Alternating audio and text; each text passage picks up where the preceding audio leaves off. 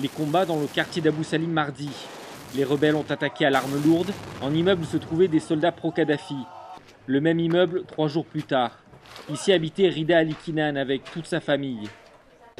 L'armée de Kadhafi, les mercenaires et les soldats sont venus ici. Ils sont montés sur le toit. Notre famille a fui l'immeuble et le quartier d'Abou Salim.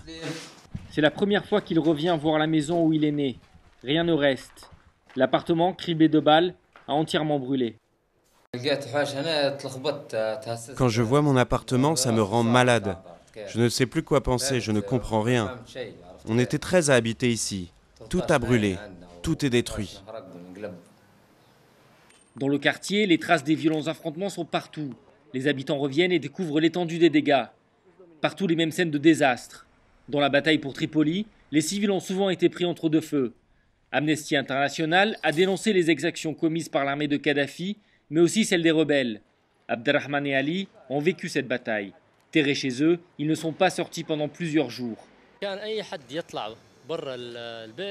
Quiconque sortait de sa maison était visé par des snipers, des mercenaires, positionnés dans les immeubles.